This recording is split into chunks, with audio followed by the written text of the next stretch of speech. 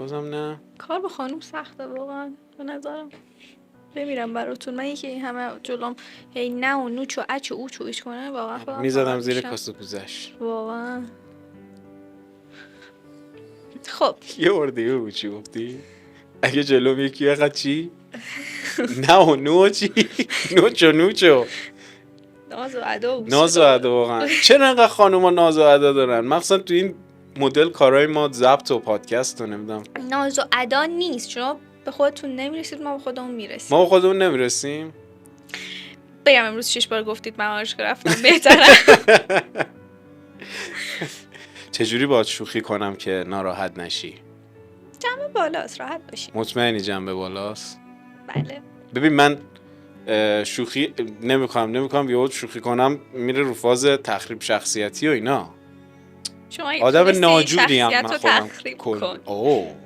اگه تونستین شخصیت بله بالاخره شما شخصیت بسیار مهم هستی. و راجع به چیزی هم که میخوایم صحبت کنیم امروز هم چون مهمه گفتم که بشینیم و یه ذره زمان بذاریم رو ضبطش، حرفه‌ای‌تر برخورد کنیم با قضیه. درسته؟ بله. تو هم که خوشحالی از این قضیه. طبیعتاً. فقط ببین تکون که میخوری اون دسته صندلی مستقیم داره میخوره. شما آره همه با هم دارن تکون میخورن. خب باشه بذارید ضرباتون. خب پس شوخی کنم. بله. باش من هر جایی به ذهنم برسه که یه چیزی میتونم بگم که تخریبت کنه میگم. من جواب میدم. جواب بده. من اجازه رو گرفتم که جواب تو خیلی کوچولوتر از منی. نه شما پیرمردی. همه جا میگن. من چند سالمه که وقتی به من میگید بچه شما پیرمردی دیگه. تو بچه‌ای واقعا. نه من فقط کوچکترین فرد این مجموعه. نه الان نیستی، الان یه نفر دیگه. آره الان یه نفر من کوچکتره. تازه اگه چیز بیاد 2 نفر. آره چیز بیاد. بریم سر اصل مطلب. بریم. اگه المپیادی شدم، رفتم تلاش کردم، کلی هم کلاس رفتم، اومدم خفن‌ترین باشگاه المپیادی ایران به اسم باشگاه المپیاد طلایی ها کلی کار کردم، بحث و پیش بردم، درس‌ها رو فلان و اینا رو همه چی عالی، مدال نشدم. چی میشه تکلیف؟ رفتم گشتم اومدم سراغ کسی که این اتفاق براش افتاده و تویی. بمانم. تو المپیادی بودی، کلی هم تلاش کردی، خودت هم این شکلی بودی که من مدال جهانی هم اصلا. درست میگم؟ بعد یهو مدال نشدی. چی شد؟ چند مرحله رفتی جلو و نشد؟ و کی بود؟ من دوره 403 المپیاد فیزیک میشدم. سال 403. من مرحله 1 قبول شدم، مرحله 2 قبول شدم و مرحله 3 رو با اختلاف خیلی خیلی کمی سر اشتباه خیلی بد قبول نشدم. من آزمون ما این مدلی بود که ما باید یک کمیتی رو اندازه گیری میکردیم و بر حسب یک واحدی دیگر در می آوردیم. من اینو معکوس حساب کرده بودم، با دقت خوبی آزمایشم رو انجام داده بودم. مدرسه بچه فیزیک هم آزمایشگاهه و اینو معکوس حساب کرده بودم، سر همین نمرهشو نگرفته بودم و سر همون نمره نگرفتن قبول نشدم. یعنی اگه همون نمره اونو میگرفتم قبول بودم. بعد سال ما هم جهانی المپیاد فیزیک ایران بود و اصفهان بود. هستی یه چیزی بگم؟ 2 تا. انقدر تکون نخور. باش. انقدر قور نزن آقا جانی. خیلی قور میزنی. آخه میدونم یهو بعدش میگی بد شدم، اینو نذاری. انقدر تکون نخور. باش. بعد بیشترم با من صحبت کن. چرا اینقدر به دوربین نگاه می‌کنی؟ فاصلت هم با این رعایت کن. به این تکون که میخوری سرت کلا میره، بعد صدات خراب میشه. باش. اونقدر هم نمیخواد نزدیک باشه ولی خب اوکی الان اوکی. عالی.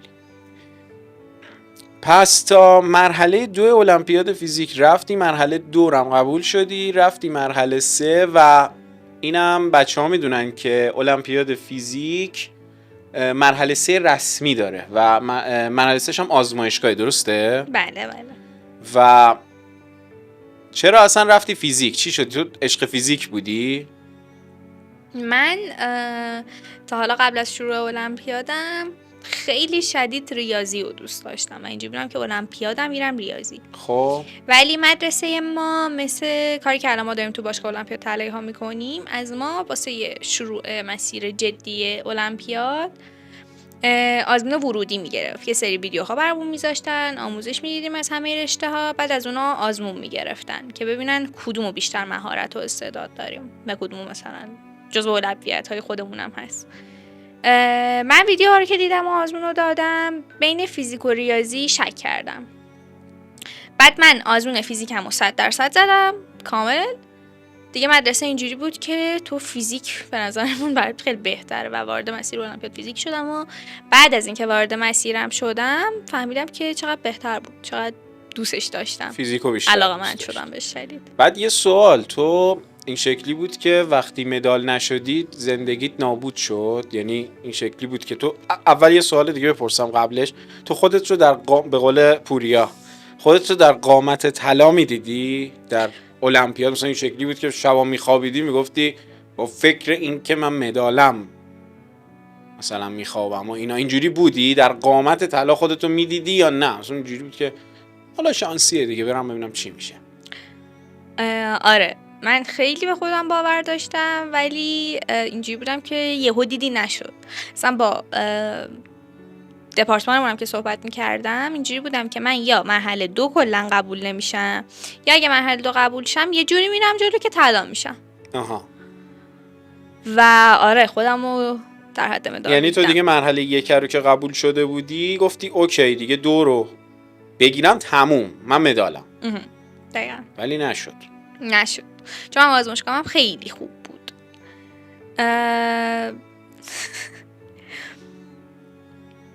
اینقدر تکون نخور. ای بابا استرس داری مگه؟ نه ولی چرا حواسم تکون پرت میخوری؟ نمیدونم.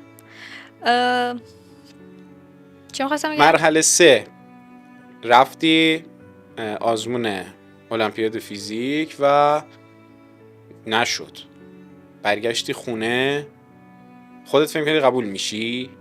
خودم شک داشتم، اونجا شک کردم. من بعد به همون مرحله سواله؟ آره من بعد مرحله 3 شک کردم و دعا میکردم که درست نوشته باشم، چون میدونستم که آزمایشم رو درست انجام دادم، ولی اینکه درست نوشتم یا نه رو شک داشتم. و ما تقریبا با فاصله 1 ماه اینا نتایج مرحله 3 اومد. بعد جالب داستان نتایج اومدنمون هم خیلی جالب بود. من یه دوستی داشتم المپیادی که ایشون مدال طلا داشت. خب 2 یا فیزیک؟ 3 سال بالای من بود. بله رشته فیزیک. خب فیزیک. من بهش گفته بودم که آقا نتایج اومد، من خودم نمیبینم، تو ببین. اگر قبول شده بودم که خب بیا بهم بگو خوشحال میشم، اگر قبول نشده بودم نمیدونم چی میشه. بعد من اینجوری هم بودم که من اگر المپیاد قبول نشدم با همه المپیادیا قطع ارتباط میکنم. و تا یه مدت زیادی هم صحبت نمی‌کردم باشون. الان ولی اصلا تو هیته المپیاد کار میکنم. آره الان طلایی هایی.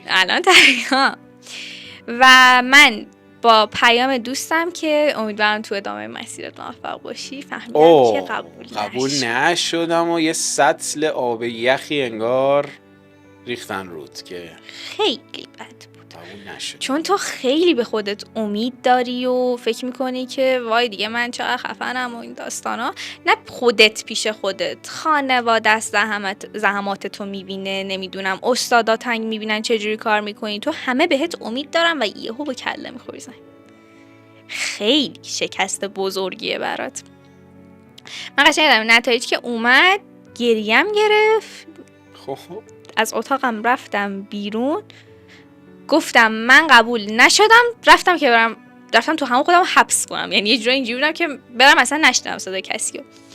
داداشم از اون ور هی صدام میکرد هستی داداش، بیا پیش من، بیا فلان بیسار. نمیتونستم تو چشاشون نگاه کنم، حس میکردم من مثلا باختم، من اون امیدی که بهم داشتن و نتونستم. سال 11 هم بود دیگه. من سال 11 و تموم بود دیگه. تموم بود. ما تا سال ما المپیاد فیزیک فقط سال 11 میتونستن آزمون بدن.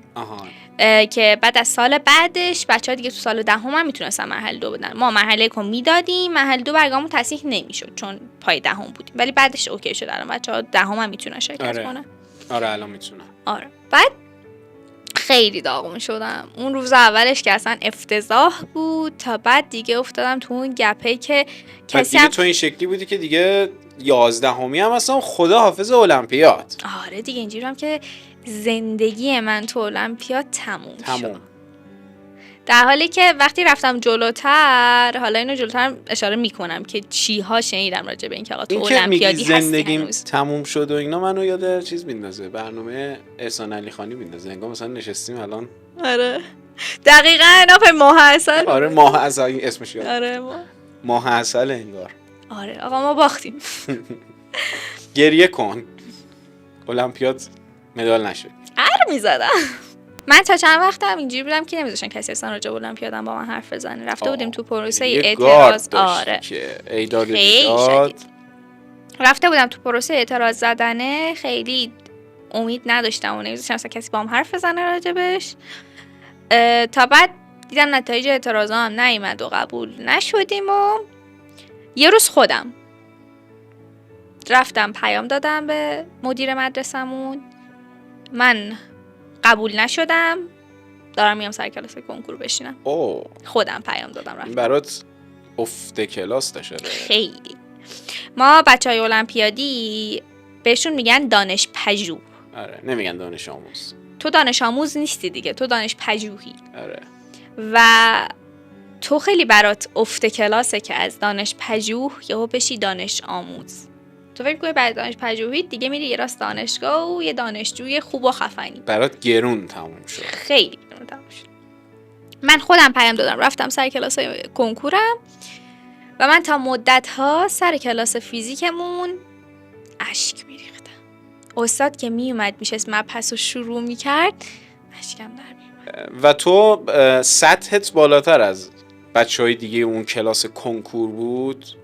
آره ما خب مباحث کنکورمون و سال 10ام 11ام 12ممون رو تو اون رشته بستیم، خوندیم کامل. یعنی من تمامی اون مباحثی که داشتن درس میدادن رو بلد بودم و من چون با گاردن وارد شدم فیزیک و ریاضی، ما اکثر رشته هامون اینجوریه که رشته های اصلیمون بیشتر از یه درس رو پوشش میدن سر کنکور. مثلا ریاضی 3 تا مبحث ریاضی رو پوشش میده. آره. فیزیک ریاضیه.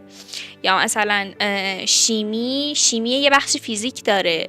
زیست یه کوچولو شیمی داره. این مدلیه رشته هامون.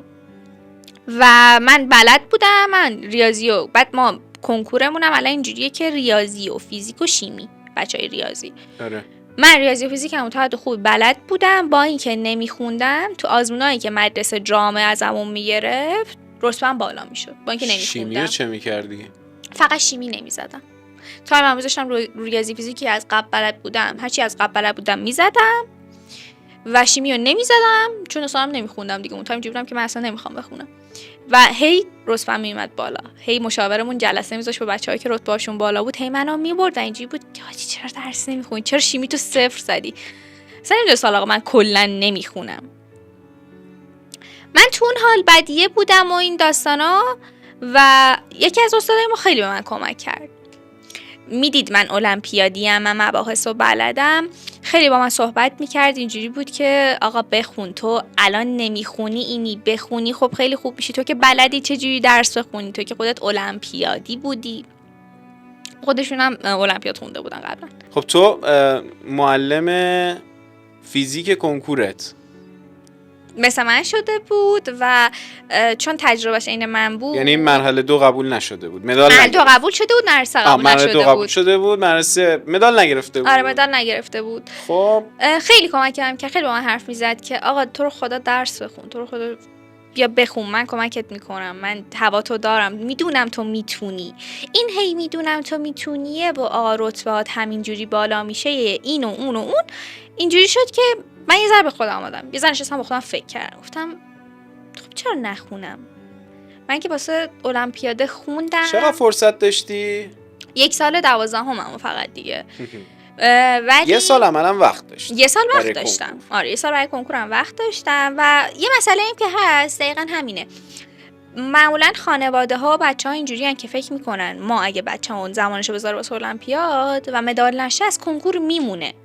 در حالی که همه مدارس، همه کتابای کنکور از پایه دهم برای بچه‌ها واسه کنکور کار میکنن. یعنی تو اون کتاب جامعه که واسه کنکورت میگیری مباحث دهم، 11ام، 12ام همه رو پوشش میده. تو یعنی اصلا اینجوری نیستی که بگی آقا من فلان درسو بلد نیستم، الان وقت ندارم بخونم، کسی هم با من کار نمیکنه. همه کار میکنن باهاتون استادا، خودی کتابای خودت هم هست. اصلا اینجوری نیست که بمونی. خب حالا معلم فیزیکت گفت که شروع کن و فلان و اینا، تو این شکلی شدی که بقیه درس‌ها رو چیکار کردی؟ مثلا شیمی رو چه کردی؟ شروع کردی یا نه بیخیالش شدی کلا؟ نه شیمیرم شروع کردم ولی هنوز گاردر نسبت بهش داشتم. یعنی هنوز اونقدر متنفر بودی؟ متنفر بودم. یعنی یه درس بود من اصلا دوستش نداشتم، شیمی بود. اینجورم چرت و پرتا چیه؟ تو رو خدا این چرت و پرتا چیه؟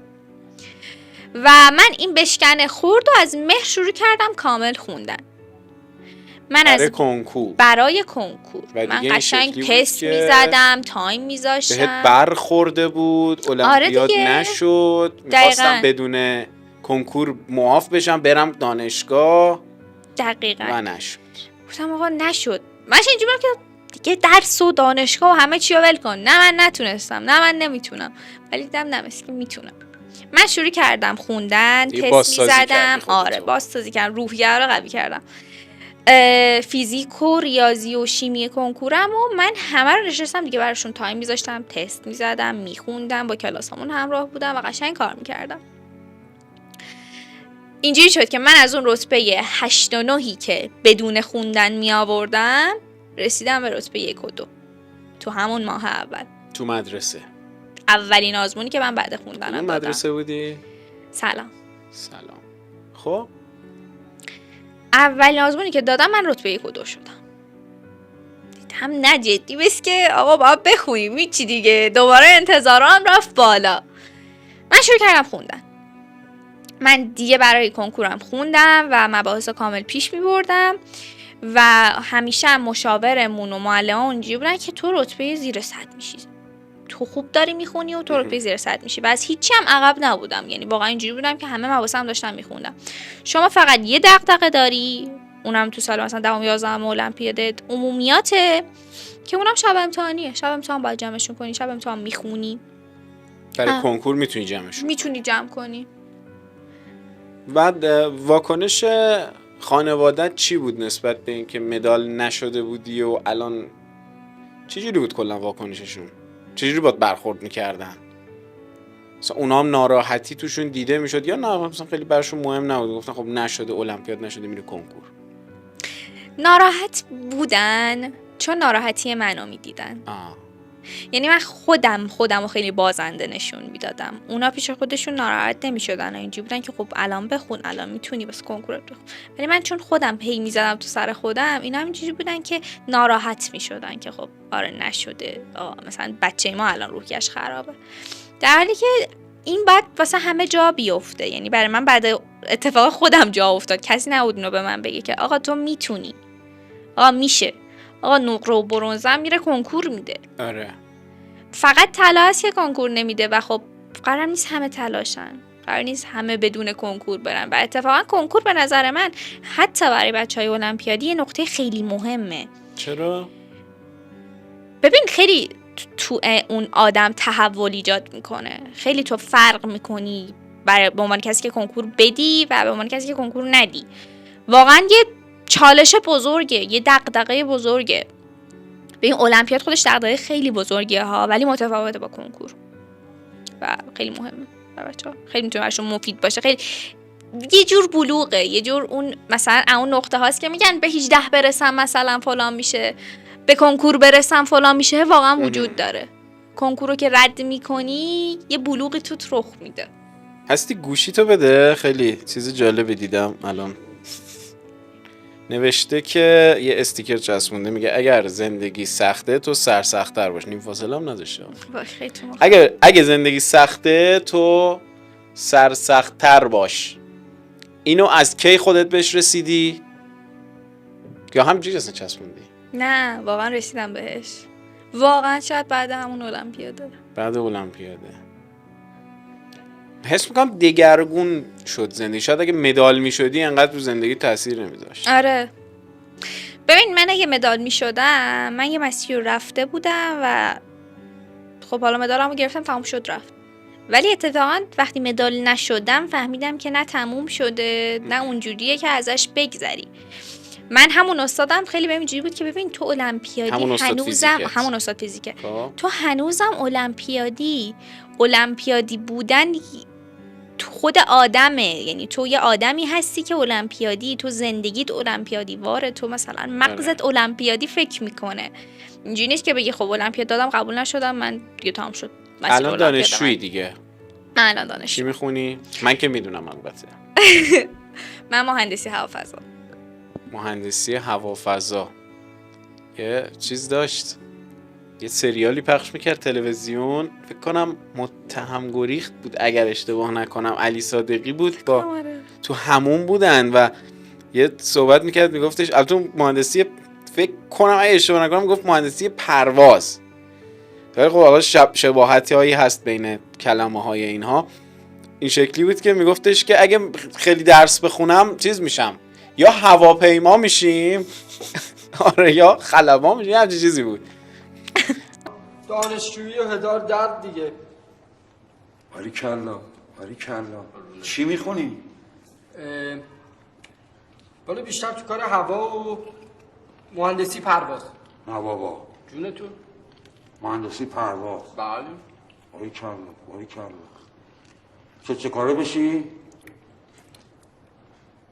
چی کارشو ببین دقیق بخوام بهت بگم، مثلا یه 10 سال 15 سال دیگه خیلی بخونیم شاگرد اول بشیم، یا هواپیما میشیم یا خلبان. نه بابا، جونتون؟ با قرمه تو پسر برم. رفتی هوافضا، مهندسی هوافضا، اینو میگی همه به چی میگن؟ مثلا میگن همه فکر میکنن تشینه که من خلبان میشم. آقا به خدا نه، مهندسیه. مهندسی هوافضا. اگر مدالم میگرفتی، مدال طلا میشدی، معاف میشدی از کنکور، بازم همین رشته رو میخوندی؟ من تا المپیادم، یعنی تا قبل کنکورم، با توجه به همون دوستای المپیادی که داشتم، مدال هایی که دانشگاه میرفتن، من خیلی برق رو دوست داشتم. دوست داشتی مهندسی برق بخونی؟ یعنی اگه مدال میشدی میرفتی احتمالاً مثلا برق شریف. آره میرفتم برق شریف. بعد رتبه دومت چی بود؟ قطعاً فکر میکنم البته این جواب بده، احتمالاً میگی کامپیوتر. آره معمولا برای بچه‌ها کامپیوتر، بعد برقه، برای من برعکس بود، برای من برق بود، بعد کامپیوتر، بعد این مهندسی ها. بعد چی شد که یهو رفتی مثلا نمیتونستی با رتبه کنکورت بری مثلا؟ من با رتبم نمیتونستم چون فقط بین 3 تا دانشگاه میخواستم. آها. و من حالا چرا نمیتونستم؟ من خب کنکورم خیلی خوب بود، من تراز کنکورم هم خیلی بالا شد. ولی از اون نهایی‌ها، من نهاییامو به اختصاصی هم که همش 20 بود، ریاضی‌ها و فیزیکا حتی شیمی همه 20 بود. خب ولی تو نهاییام ولی عمومی‌ها کار دستت داد. با عمومی‌ها کدومش از همه بیشتر مشکل داشتی؟ ادبیات فارسی. من شعر و اینا خیلی دوست دارم ولی با ادبیات مشکل داشتم. الان فکر کردم بگی عربی.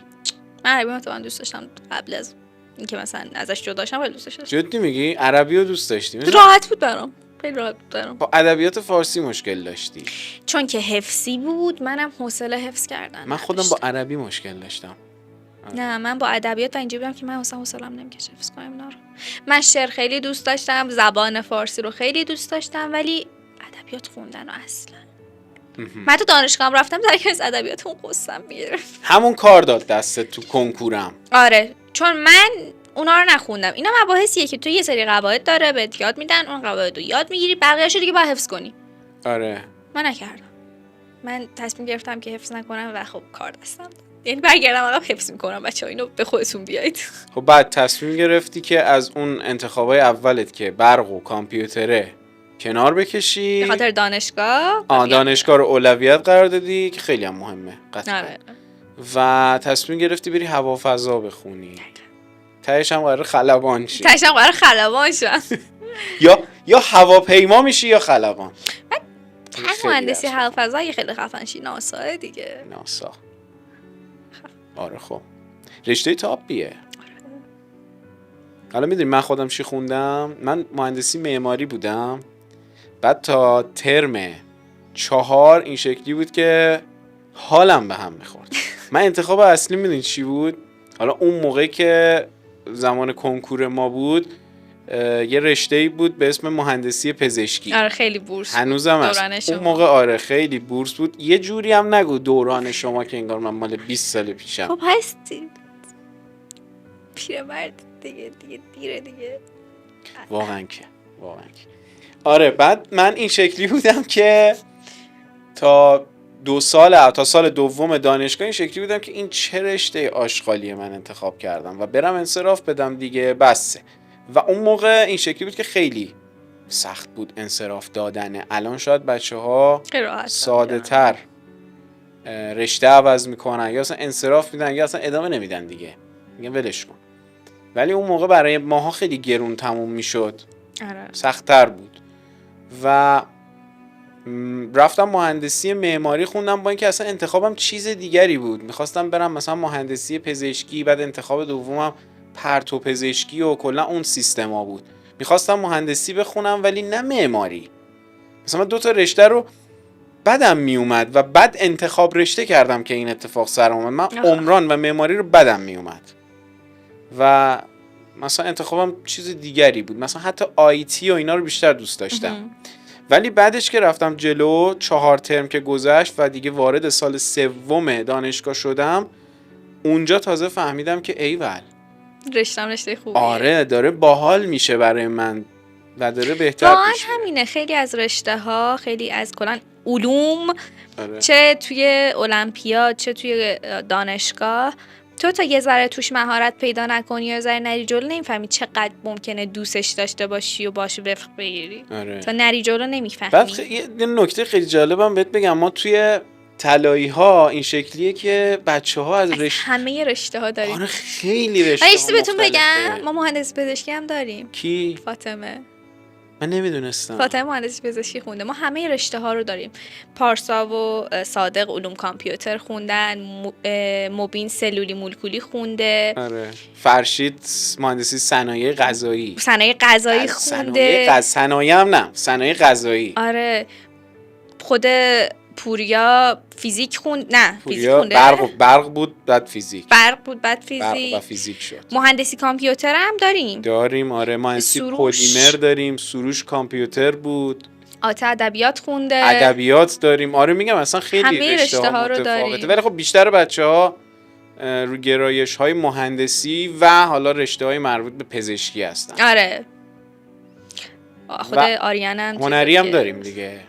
هنری هم داریم. من خودمو بیشتر تو هنری می‌دونم. چیزای آره بچهای مهندسی، من خیلی مهندس نیستم. نشدم اصلا. به خاطر همینم الان میگم که ایول که مثلا نرفتم مهندسی پزشکی نشد اون اشتباهات مثلا تو انتخاب خیلی رشته مهندسی و چیز میدونم، بولد و خوب میدونم. مثلا به بچه‌ها که علوم کامپیوتر میخونم میگم شما علوم پایه‌ای، شما حالا از این حرفا نزن.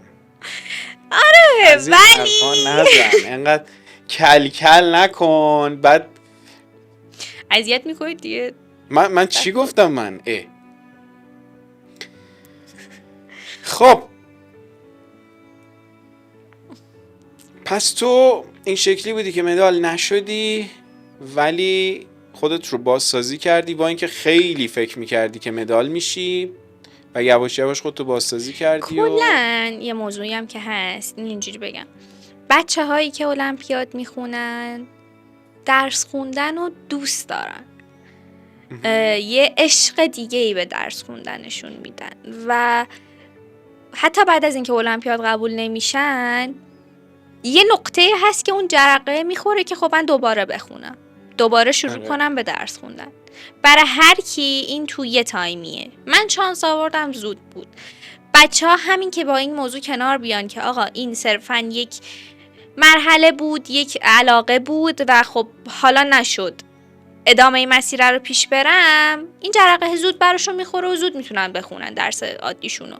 تاش هم قرار نیست کلا المپیاد رو بذارن کنار. خود من مگه نبودم الان از اول تقریبا دانشگاه اومدم طلایی ها، اومدم یه مؤسسه‌ای که المپیاد کار میکنه. آره. بعد یه سوال، تو دانشگاه تفاوتی بود بین مثلا تویی که چون رشته‌ت هم من حس می‌کنم فیزیک زیاد داره. آره. ریاضی و فیزیک زیاد داره. این شکلی بود که تو تفاوتی داشتی با بچه‌های دیگه‌ای که آره، من که اصلا از ورود دانشگاه بچه‌های هم دوره خودمون هم کلاسیام فکر می‌کردم من سال اولم نیست. یعنی مثلا سطحت ترم 3 هم با اینا بالاتر. نشستم. آره بعد استادا چی؟ استادا تفاوتی حس می‌کردن؟ یعنی آره استادا هم حس می‌کنم. من مثلا خیلی تو رفتی همون ترم یک جلسه اول رفتی به استادا گفتی که من المپیادی بودم؟ نه من خیلی گارد داشتم که نگم. آها. چون بچه‌ها گارد پیدا میکنن میگن آقا این المپیادی بوده فلان بیسار. من نمیگفتم تا سر کلاس فیزیکمون استادمون چند جا منو مثلا سوال پرسید ازم و دید من بدون اینکه مثلا گوش بدم و اینا بلدم. می‌خواست موجتو بگیره؟ آره و فهمید که آقا من المپیادی بودم، من المپیاد فیزیکی بودم و مباحث از قبل بلدم. موچه استاد گرفتی پس. آره چون خیلی از بچه‌های یعنی کلا رشته ها اینجوریه که مثلا فیزیک تو فیزیک 1 و فیزیک 2 دانشگاه و حتی یه بخش خوبی از ریاضی 1 و ریاضی 2 رو بلدی. یعنی حتی تو دانشگاه هم تو مباحث رو بلدی نه یعنی تنها شما کنکورت. تو مثلا المپیاد فیزیک مباحث مربوط به دانشگاه رو هم میخونیم. میخونین. میخونیم. تو چه مبحثی خیلی قوی بودی تو فیزیک؟ مکانیک. چی بدت میومد؟ الکترومغناطیس. اونم دوست داشتم میخوندم ولی نه بلد بلد بودی ولی بلد بودی ولی خیلی آره. مایل نبودی بهش. دقیقا. بعد برق میخواستی بری این چالش برات به وجود نمی آورد؟ من برق رو یه جوری دوست داشتم که اصلا به خاطر دوست داشتن برق الکترومغناطیس رو میخوندم. آها اینجوری بودم. قانع شدم. آره. خب همه صحبت رو کردیم؟ فکر میکنم بله. چیزی نداریم میخوایم اضافه کنیم؟ فکر نکنم. خلاصه که بچه جرقتون بخوره. هدف این ویدیو این بود که بگیم آقا مثلا بچه‌هایی که میرن المپیاد تلاش میکنن ولی به مدال نمیرسن، شما چیزی رو از دست نمیدید. شما توی یک مسیر مهمی گام برداشتین، رفتین جلو، حالا اون یه جایزه‌ای قرار بوده به شما بدن، اون نشده. آره واقعا نباید به دید شکست بهش نگاه کنن. یعنی اینجوری نیست که تو بگی من شکست خوردم، تو صرفا اون مسیر رو از اونجا به بعد بیشتر جلو نرفتی، نه که شکست خوردی وای من نتونستم. نه ادامهش. آره و خواستیم راجع به این موضوع هم صحبت کنیم، شفاف سازی کنیم و کسی رو هم مثال بزنیم که این اتفاق برش افتاده و رفته تا مرحله 2 هم رفته، مرحله 2 هم قبول شده، رفته مرحله 3 و نشده. و الان کار تو طلایی‌ها چیه؟ من که میدونم باز اینو دیگه همه آره. من کارم تو طلایی‌ها خیلی جالب شروع شد. من اول قرار بود فقط مسئول آزمون بچه‌های فیزیک باشم. بعد شدم کارشناس اجراییشون. بعد شدم کارشناس مشاوره و ثبت نامشون. و الان همه این سه تا کار رو با هم انجام میدم. و هستم در خدمت بچه‌ها. بله. بریم بیشتر از این وقت تو رو هم نگیرم، وقت بچه‌ها رو هم نگیریم. فکر کنم راجع به خیلی چیزا صحبت کردیم. آره. اگر هم سوالی بود حتما بپرسید. آره بپرسین، کامنت کنین. و اگر هم بحث جدیدی دارید بازم کامنت کنید. خیلی خوشحال میشیم که بیایم راجع به مسائل مختلفتون صحبت بکنیم. هستی برو به کارات برس. بچه‌ها منتظرن الان مشاوره و اینا. ماجرا داریم. دمت گرم که اومدی. ممنون از شما که دعوت کردید. قربونت. خداحافظ بچه، خداحافظ.